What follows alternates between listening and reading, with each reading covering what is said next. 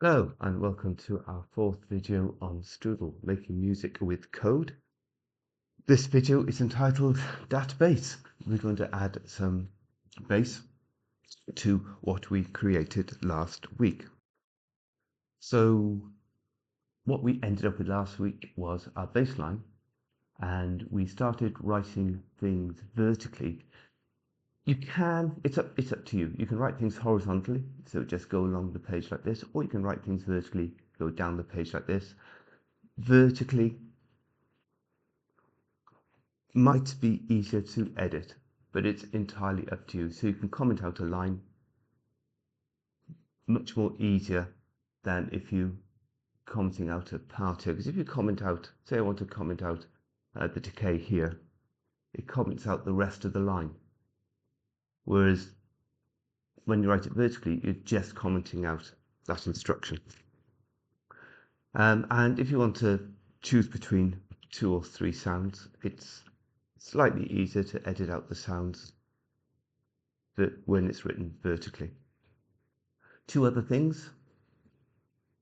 Shortcuts you might not yet know, but Control Enter is a shortcut to play, so you don't have to go to the top of the screen and press the play button. And Control full stop stops the music playing, stops a piece of music. Very useful shortcuts. They're quicker to, the machine is quicker to respond than it is to the mouse going to the top of the screen using the shortcut. So this is where we ended up. I use the orchestrator. I quite like that. Sounds a bit like Day in the Life, the Beatles' Day in the Life, Sergeant Pepper's, or it sounds like Art of Noise. Anyway, Control Enter.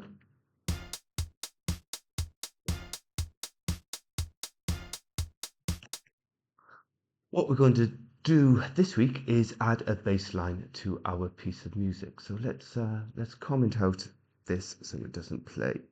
So slash asterisk to asterisk slash asterisk slash. I always get it wrong. Fingers don't work. Asterisk slash comments out whole blocks of text, not individual lines. Okay, so let's take our piano. Yeah, let's take that. Copy and paste it down.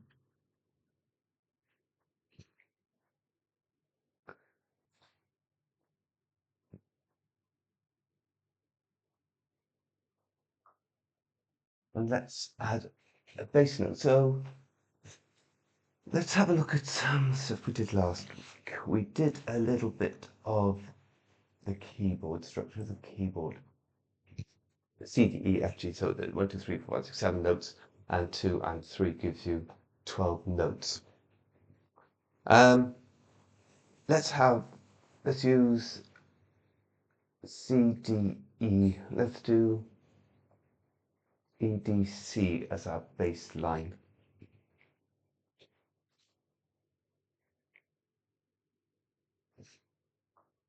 Okay, let's edit this.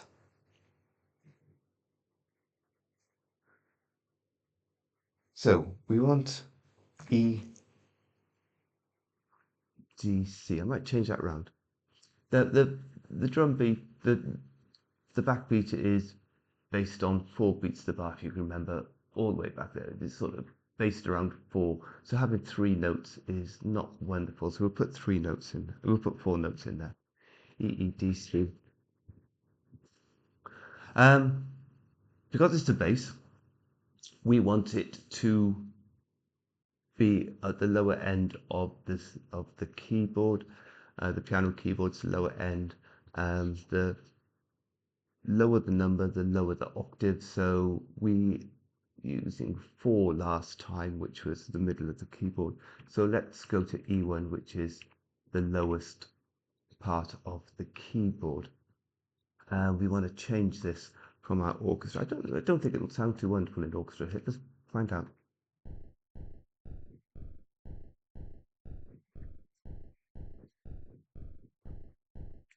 No, it just sounds like a mush, doesn't it? It might sound a bit better if we do it with the piano.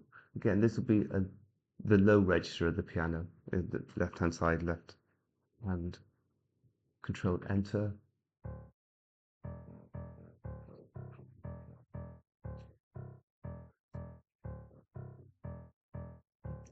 That's not too bad, but it's definitely a piano, okay, rather than a bass guitar. So where do we get our basses from? Well, we go over to here. We make sure we got sounds selected. And here's all the sounds that we can have. Does that extend out? No, it doesn't. Okay. And we're going to search for a bass. We've got acoustic bass, bassoon, contrabass. If you click on them, you get a sample of the sound. So electric bass finger.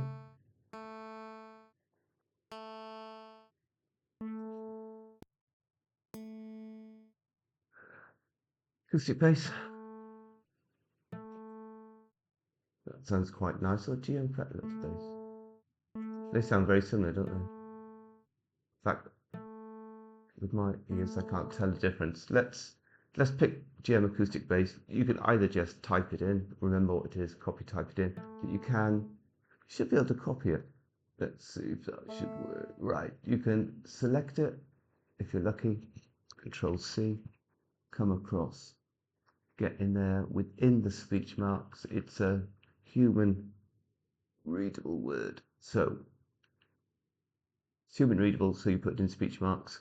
You're not passing a parameter, so you delete that bit, and that should play. No, it won't play because that line is still commented out.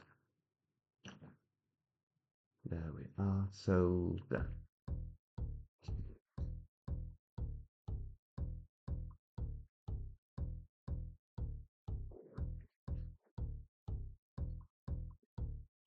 So that doesn't sound too bad. Can change it to fretless to see if it makes a difference. Fretless. Control Enter. I still got piano playing. I still got piano playing in the background. I'm playing two note. There we go.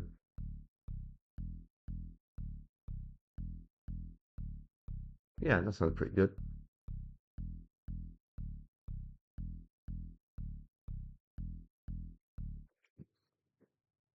Okay, so what we have going on here is dun dun dun dun dun dun dun dun, sort of descending scale, but that's all right. This all works. So now we can just introduce the music we created before. If I remember, I'll paste all this in the description if it allows me to. So there's our drums, 3 lines of drums, this hit, orchestra hit, and then the fretless bass playing that traveling bass line. Okay, let's see how that sounds.